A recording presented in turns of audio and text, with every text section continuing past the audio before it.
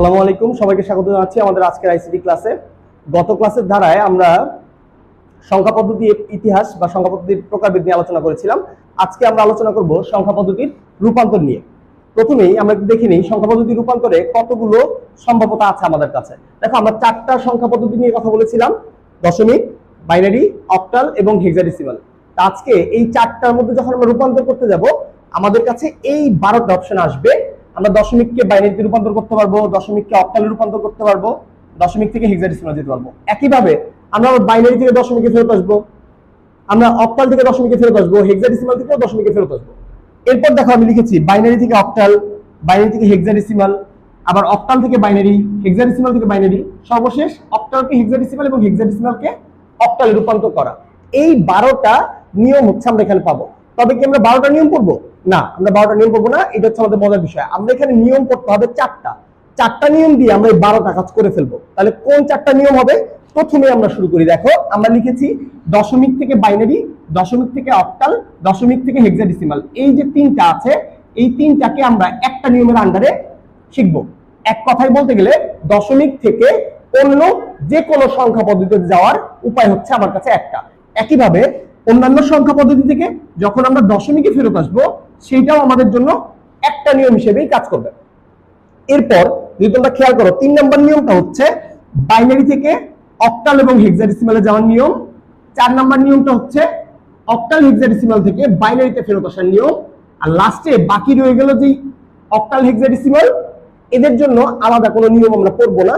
আমরা 3 নাম্বার এবং 4 নাম্বার নিয়মের সমন্বয়ে এই নিয়মটা শিখব। ঠিক আছে? তাহলে প্রথমেই আমরা চলো শুরু করি আমাদের প্রথম নিয়ম, যেখানে আমরা বলেছিলাম দশমিক থেকে আমরা বাইনারি, অক্টাল, হেক্সাডেসিমাল বা যে কোনো সংখ্যা পদ্ধতিতে যেতে পারবো। চলো শুরু করা যাক।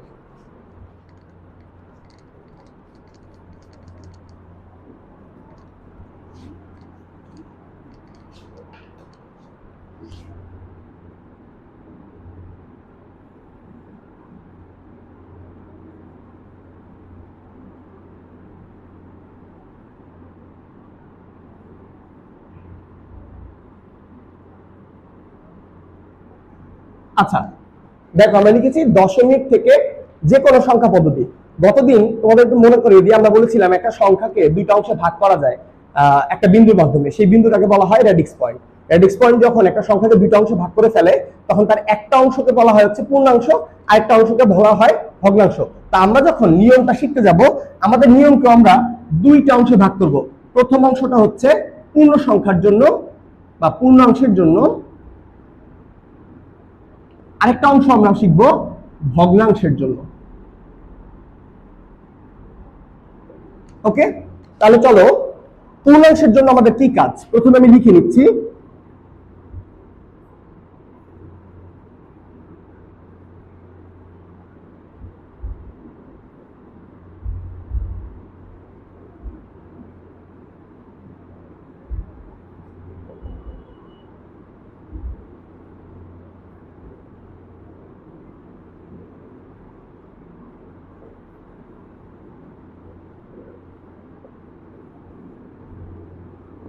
দেখো, আমি বলেছি কি করতে হবে আমাদের। আমরা যখন একটা পূর্ণাংশকে অন্যান্য সংখ্যা পদ্ধতিতে রূপান্তর করতে যাব, তখন আমরা যেটা করতে হবে, যে সংখ্যা পদ্ধতিতে আমরা যাব তার ভিত্তি দ্বারা দশমিক সংখ্যাটিকে ভাগ করতে হবে। এখন প্রশ্ন আসতে পারে যে ভাগ তো করবো, ঠিক আছে, আমরা বুঝলাম, কতবার ভাগ করতে পারি আমরা? সেক্ষেত্রে আমরা বলতেছি যতক্ষণ ভাগফল শূন্য না আসবে।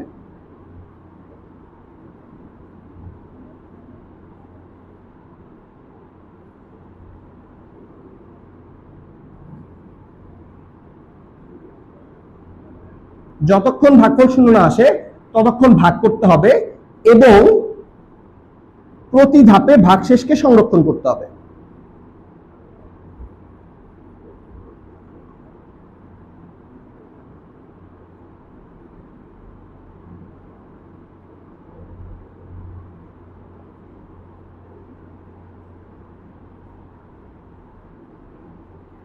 এটা হচ্ছে আমাদের কথা, যতক্ষণ ভাগফল শূন্য না আসবে আমরা ভাগ করে যাব, আর যখন ভাগফল শূন্য এসে যাবে আমরা ভাগ করব না, এবং প্রত্যেকটা ধাপে আমরা ভাগশেষগুলোকে সাইডে সংরক্ষণ করে রাখবো। একইভাবে যদি আমরা ভগ্নাংশের কথা বলি, তাহলে ভগ্নাংশের জন্য আমাদের যেটা করতে হবে, ভিত্তি দ্বারা গুণ করতে হবে।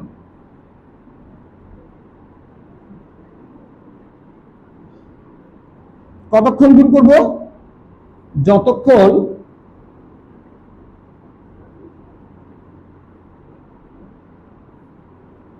দশমিক বিন্দুর পর শূন্য না আসে। শূন্য বলতে আমরা বোঝাচ্ছি এক কথায় পূর্ণ সংখ্যা আসতে হবে।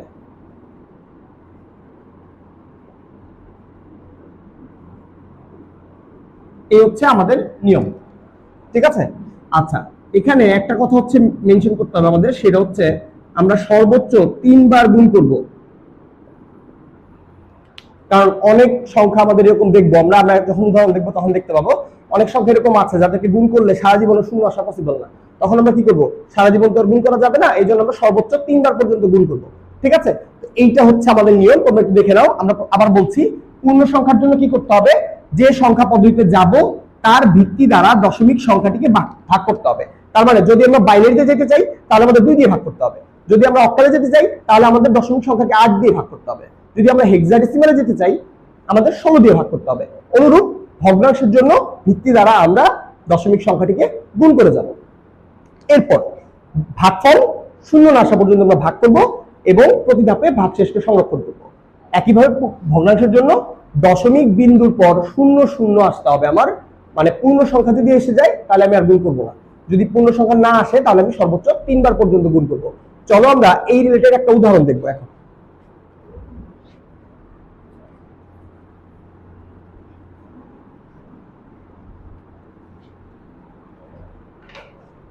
খেয়াল করো, যদি এরকম লেখা থাকে, ধরো লেখা আছে এখানে 25.50 একটি দশমিক সংখ্যা, আমাদের এর বাইনারি মানটা বের করতে হবে। এটা কিভাবে দশমিক সংখ্যা আমরা বুঝতে পেরেছি? আমরা বুঝতে পেরেছি এখানে দেখো ভিত্তি 10 দেওয়া আছে, তার মানে এটা একটা দশমিক সংখ্যা। যেতে হবে কোথায়? বাইনারিতে যেতে হবে, তার ভিত্তি হচ্ছে 2। এখন আমরা যেটা করব, যেহেতু আমরা পূর্ণ সংখ্যা এবং ভগ্নাংশের জন্য আলাদা আলাদা নিয়ম পড়েছি, সুতরাং আমাদেরকে প্রথমেই সংখ্যাটাকে 2 ভাগে ভাগ করে ফেলতে হবে। আমরা যেটা করব, পূর্ণ সংখ্যাটাকে একদিকে লিখবো, ভগ্নাংশটাকে আরেক দিকে লিখব। পূর্ণ সংখ্যার জন্য ভিত্তি দ্বারা ভাগ, তাহলে বাইনারিতে যাচ্ছি 2 দিয়ে ভাগ করব। ভাগ করার প্রসেসটা একটু মনোযোগ দিয়ে দেখো তোমরা। আমরা যখন 2 দিয়ে ভাগ করব, ভাগ করার পর নিচে কি লিখব? নিচে লিখব আমরা ভাগফল। 2 25 এর মধ্যে 12 বার যায়, 12 দুগুণে 24, তাহলে ভাগফলটা আমরা নিচে লিখলাম। ভাগশেষটা আমরা সাইডে লিখে রাখবো। ভাগশেষটা কত? 2 দিয়ে যখন আমরা 25 কে ভাগ দিয়েছি, ভাগফল হচ্ছে 12, 12 দুগুণে 24, তাহলে ভাগশেষ থাকে হচ্ছে 1। এইভাবে আমরা লিখে রাখবো। এরপর আমরা একে কন্টিনিউয়াস ভাগ করতে থাকবো। 2 দিয়ে আবার ভাগ করি, 6 দুগুণে 12, কোনো ভাগশেষ নেই এই জন্য লিখেছি 0। 2 দিয়ে ভাগ করি, 3 দুগুণে 6, ভাগশেষ নাই তাই 0। 2 দিয়ে ভাগ করবো, 2 একে 2, থাকে হচ্ছে 1। আবার যদি 2 দিয়ে ভাগ করি, এখন কথা হচ্ছে 2 1 এর মধ্যে কয়বার যায় একটু খেয়াল করো। আমি ভাগটা তোমাদের সাইডে দেখাই দিচ্ছি। 1 কে ভাগ দিচ্ছি 2 দ্বারা, 1 হচ্ছে একটা ছোট সংখ্যা, তাহলে 2 দিয়ে ভাগ যাচ্ছে না। একবার ভাগ গেলে 2 একে 2 হয়ে যায়, 2 যাচ্ছে না, তার মানে 1 এর থেকে ছোট। 2 এর 0 0, থাকে কত? 1। তাহলে এইটা হচ্ছে আমাদের ভাগফল। ভাগফলটা আমরা লিখবো নিচে, আর এই আমাদের ভাগশেষ, ভাগশেষকে আমরা লিখে রাখবো সাইডে। আশা করি তোমরা ভাগটা বুঝতে পেরেছো। এরপর আমাদের এখানে একটা ছোট্ট কাজ আছে, আমরা এখানে নিচের থেকে উপরের দিকে একটা তীর চিহ্ন টেনে দিব। তীর চিহ্নটা টেনে দিয়ে আমরা কি বলবো? আমরা বলবো এখানে নিচের যে সংখ্যাটা আছে এটাকে বলবো হচ্ছে MSB, উপরের সংখ্যাটাকে আমরা বলবো LSB। এরা কি জিনিস? MSB মানে হচ্ছে মোস্ট সিগনিফিক্যান্ট বিট, আর LSB মানে হচ্ছে লিস্ট সিগনিফিক্যান্ট বিট।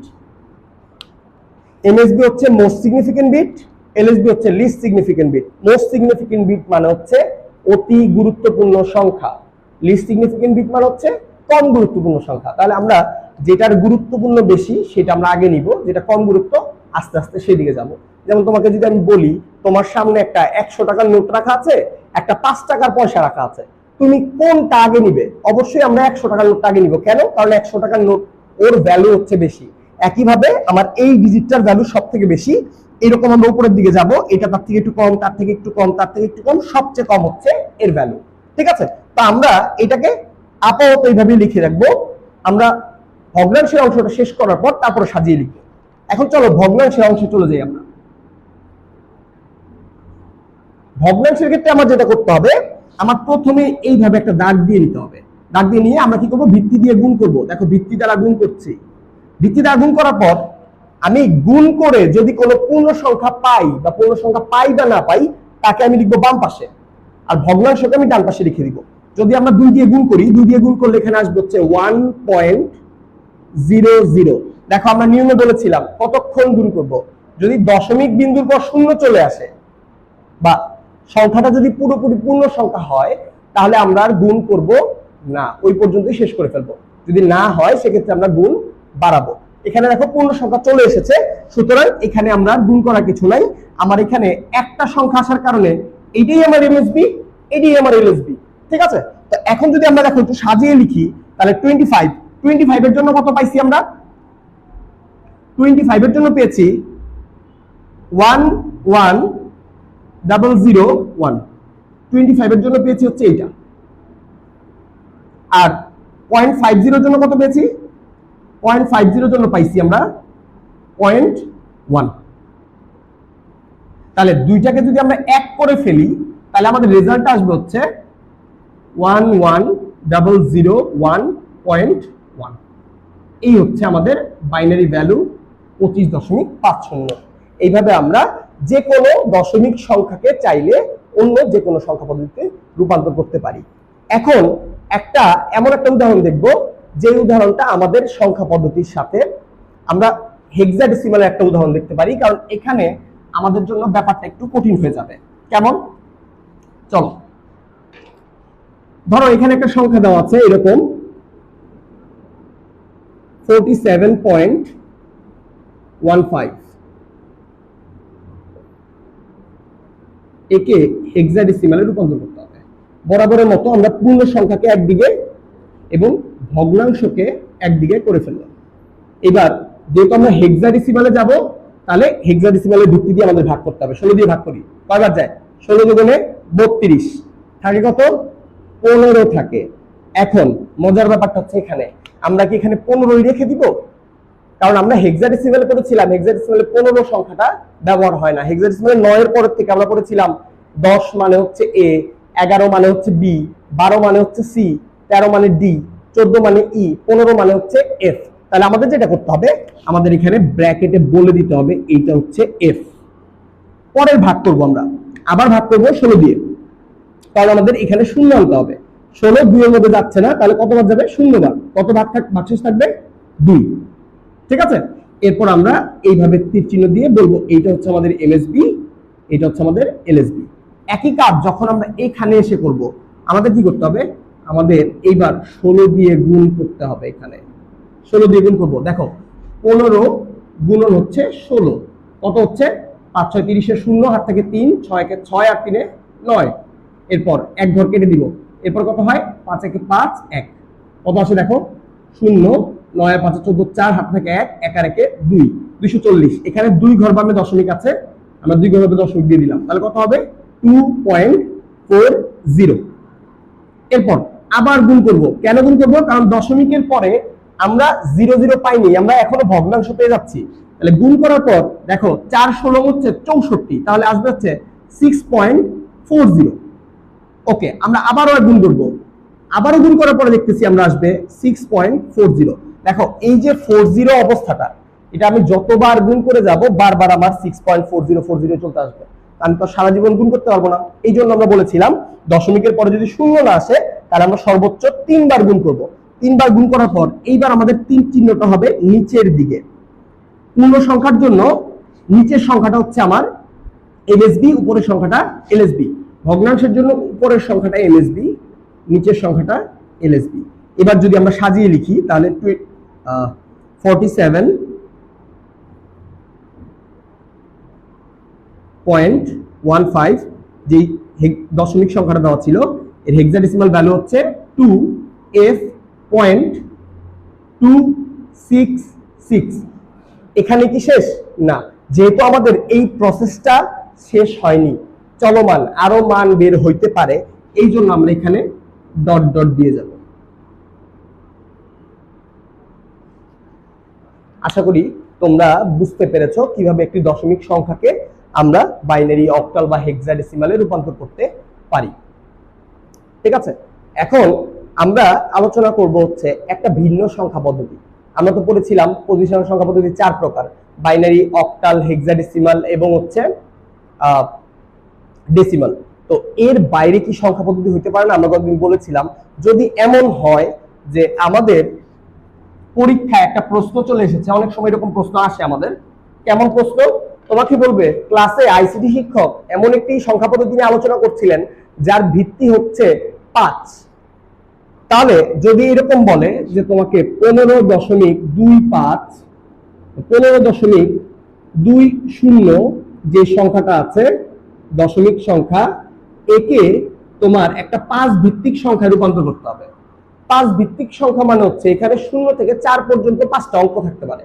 তাহলে আমাদের জন্য এখানে আলাদা কোনো নিয়ম নেই। আমরা নিয়ম কি পড়েছিলাম? আমরা পড়েছিলাম প্রথমে এটাকে আমাদের আলাদা করতে হবে।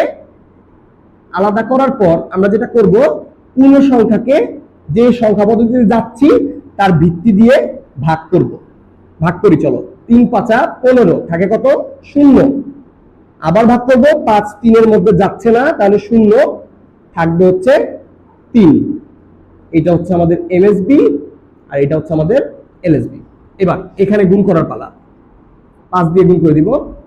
5 × 0.20 গুণ করলে আসবে হচ্ছে 1.00। দেখো দশমিকের পরে 0 চলে আসছে, এই জন্য আমরা আর এখানে গুণ করব না। তাহলে যদি 15.20 যে দশমিক সংখ্যাটা ছিল তার 5 ভিত্তিক সংখ্যা পদ্ধতির মান হবে 30.1। এইরকম যে কোনো সংখ্যা পদ্ধতি যদি আসে, আশা করি তোমরা সেটা উত্তর করতে পারবে। আশা করি তোমরা এই উদাহরণটা বুঝতে পেরেছো। তা আজকে আমরা যেটা করেছি, দশমিক থেকে যে কোনো সংখ্যা পদ্ধতি পর্যন্ত কিভাবে যাওয়া যায় সেটা নিয়ে তোমাদের সাথে বিস্তারিত আলোচনা করেছি। তোমরা বাসায় যেটা করবে, তোমরা তোমাদের জন্য দুটো হোমওয়ার্ক থাকবে। তোমরা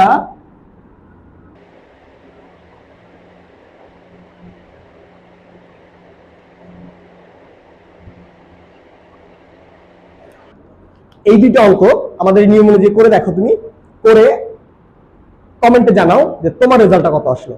ঠিক আছে, আগামী ভিডিওতে আমরা আমাদের দ্বিতীয় নিয়ম নিয়ে আলোচনা করব, যে নিয়মটা আমরা যে কোনো সংখ্যা পদ্ধতি থেকে কিভাবে দশমিকে আবার ফেরত আসা যায় সেটা নিয়ে আমরা আলোচনা করবো। ততদিন পর্যন্ত তোমরা ভালো থাকো, সুস্থ থাকো। দেখা হবে ইনশাআল্লাহ আগামী ভিডিওতে। আসসালামু আলাইকুম।